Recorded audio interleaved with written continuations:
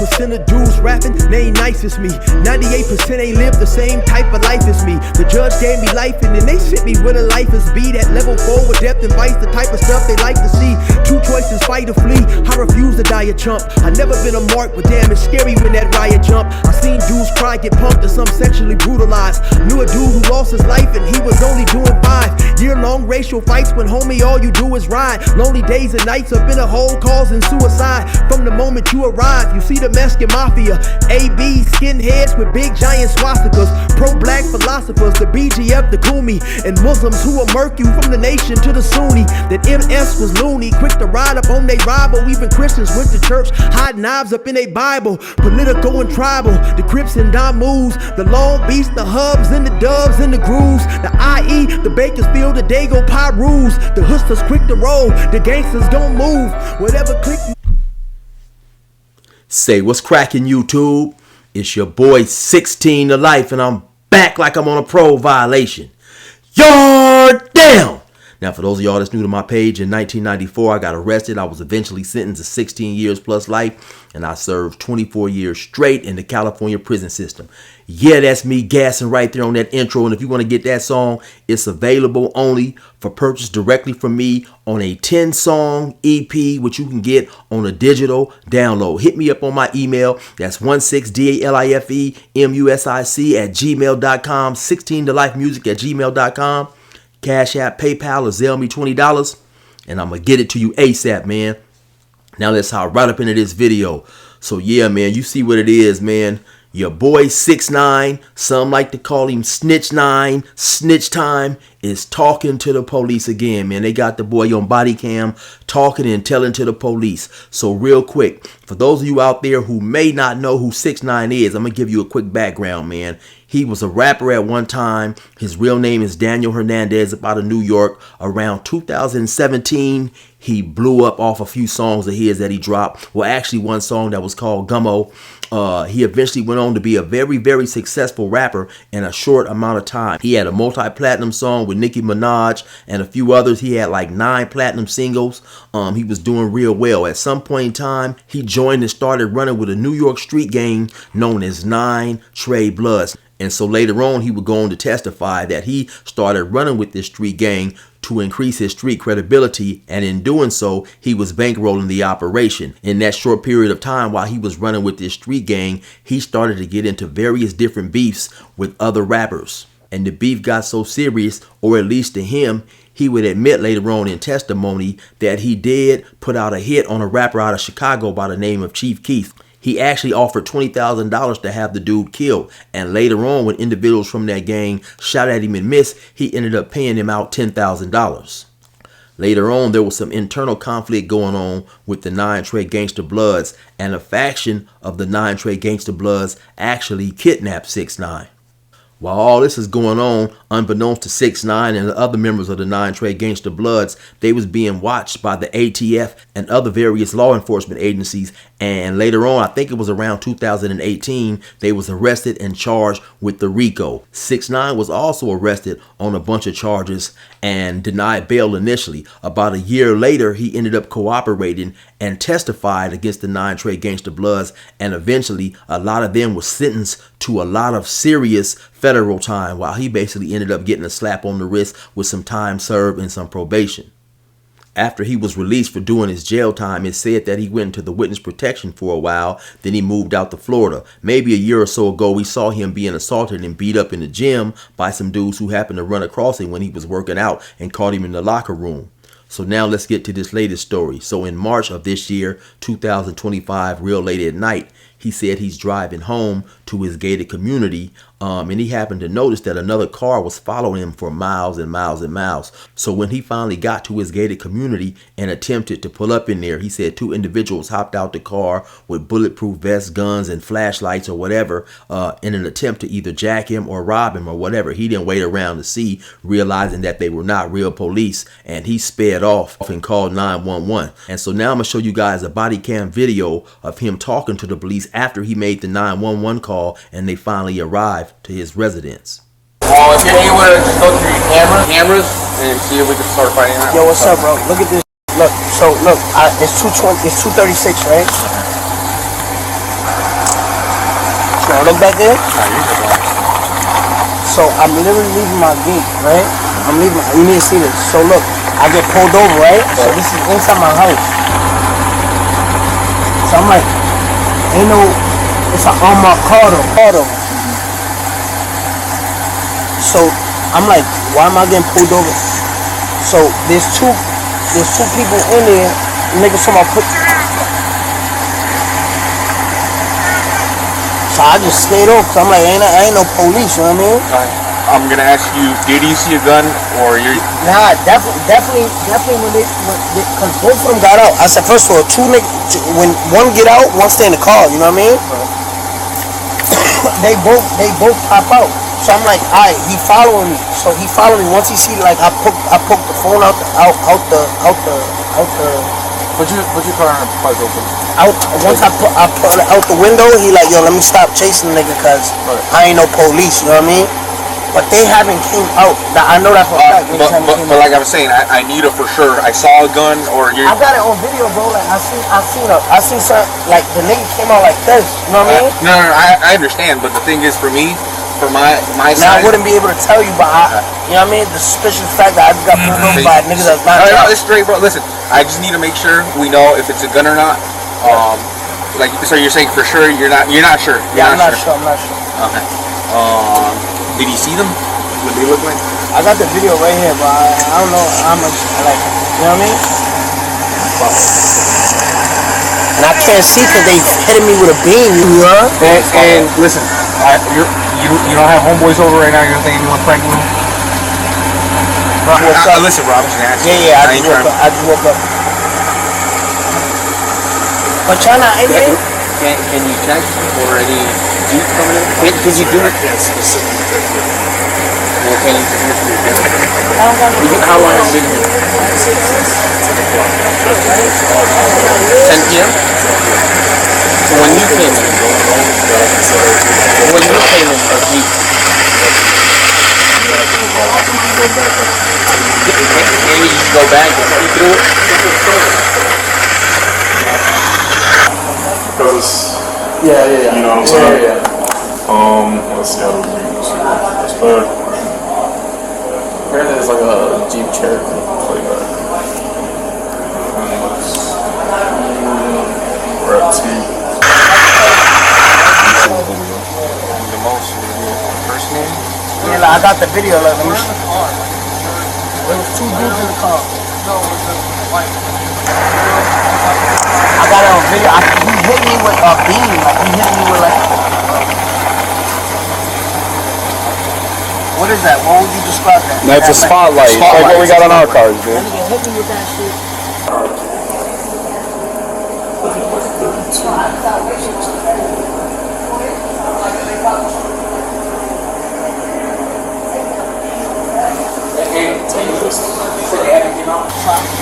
You know, I just got raided by the feds 4 days ago, so I'm like, yo, they probably trying to do it takedown, but they ain't no feds. You know what I mean? You said they haven't came out? You haven't seen them? They haven't came out for sure. They haven't came out. Yo, there's only one way in, one way out, right? Oh, right? Yeah. Yeah, they still in there. There's a car coming up, but that's not a turkey. Is anyone home? My mom, but she's not answering. Alright, let's go take a look over. Maybe. What's your parole? You on parole? Yeah, I'm Where on are they? bracelet. Okay. What's your parole officer drive? Have you seen anything like that? Them drive? Are you allowed to be driving around in it? Yeah. That's him. He's been So I'm gonna go because I know that he's been here. I'm gonna go back to 10 o'clock. Supervisor, call you guys. Thing is, do you want to prosecute? Yes or no? I need to know that now. I'm not. I just don't want the shit in my community. Like, you know what I mean? Like, Well, listen, that's why I'm telling you. Do you want to prosecute or not? It's simple. yeah, nah, because then I gotta go do all the shit, like all that court shit. So listen, we can go welfare check your house, but if you want to prosecute, we're done here. Okay? So, like I said, it's up to you, bro. Alright, but y'all gonna go check. We're gonna go check. We're gonna check the neighborhood out. If there's a private community, gated community, y'all gotta. Listen, we're gonna do it. We're gonna But that's the thing. You don't want to prosecute, we're not going to do nothing on our end. We'll document it and do all that. But if you don't want to prosecute, we're not going to do all that. Okay? So you don't want to prosecute? Is what you're telling me? Just because I don't want to follow up, go to court, do all that shit. I don't want to do that. But if, at the end of the day, as a public server, y'all gotta see who's in your. We're gonna go in there, but I just need to know if you want to prosecute or not. Yeah, I'm not trying to go No. back and do all the So court no. stuff. Okay, so can you say no? I don't want to prosecute. Nah, I don't. Okay. So. Now, if you ask me, that was just a crazy conversation old Snitch 9 had with the police. Because keep in mind, at one point in time, this was a dude who had pledged allegiance to a blood gang. He was running around talking stuff, pulling up to people's blocks, talking about what he was going to do to him if he caught him. And also, let's not forget that this dude was so heavily in the streets and caught up with the beef, he was willing to put $20,000 on the head of other rappers in an attempt to have their lives took. So for an individual who was caught up in all that type of stuff, now to suddenly call the police and want police protection, to me is just some crazy stuff. But now anyway, let's get into more video of the actual call he made to 911. 911, what is the address of your emergency? Hello. How you doing? I get Do you need the police? Yes, please. Alright, what's going on? I'm leaving my house right now at 2:15 a.m. There's a white car with police lights that just try to stop me with their guns out. It's a police car, but they're not police. Like, Okay. So they pulled them out on you, or did they just have? yeah, I got a video on my phone because I was like, why am I getting stopped leaving my gate? I haven't even left the gated community. Okay, you want to make a report with them, correct? I'm trying to have them make an arrest. Like, these people are outside a gated community with guns. Okay, I understand that. Do you know how many people were in the vehicle? 2. I said 2. Like, you need to pay attention. 2.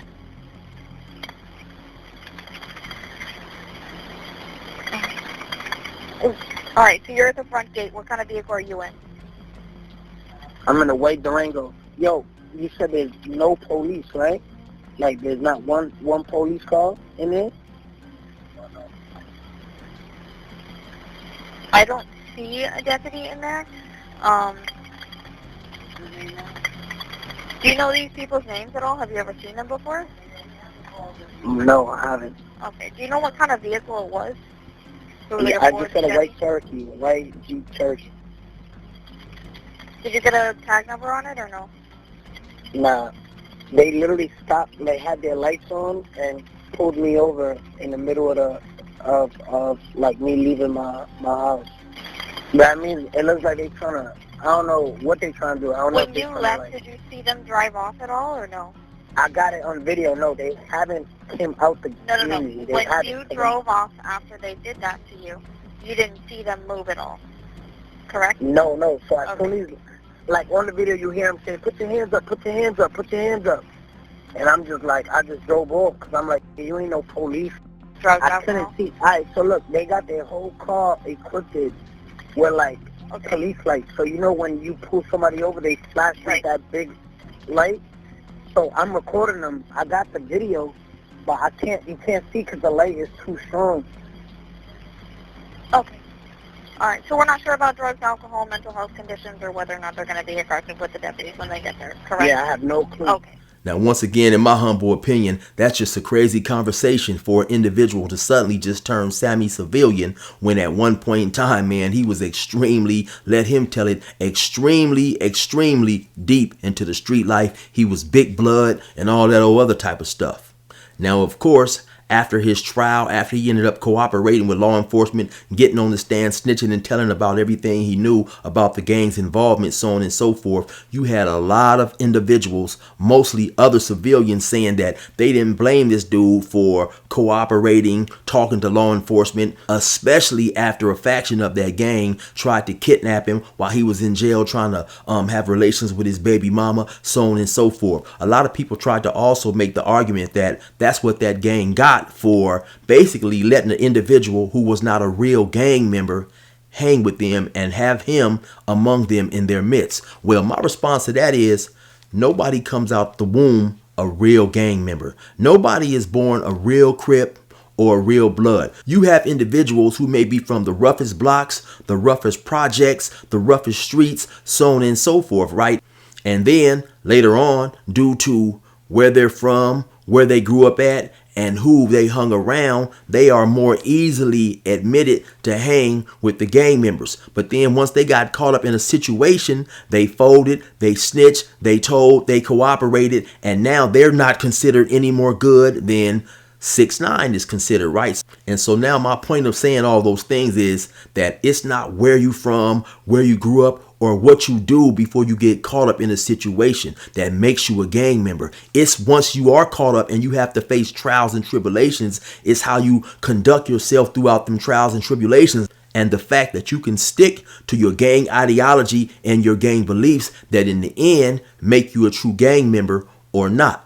So let's just say, for the sake of this conversation, that Snitch9 had stuck to all his gang member principles and went to jail like everybody else, then he would have been considered a real one. He would have been considered a real gang member, a real Blood, had he went to jail like everybody else and stayed down. So once again, it's not until a person gets arrested and faces serious legal charges that really solidifies whether he's a real Crip, whether he's a real Blood, or whatever type of gang he's representing. You could have an individual from the biggest, downest, most well-known street gang be out on the streets before he gets arrested, doing all these type of things that would have people saying that, hey, this dude is a real gangster, this dude is a real Blood, this dude is a real Crip, so on and so forth. But then once he gets arrested and he starts talking, everything he done from the time before he was arrested is now suddenly frowned upon, thrown out the window, and he's considered a mark, a buster, a traitor, and a snitch. And so that's the main reason that I disagree with anybody who likes to make the argument that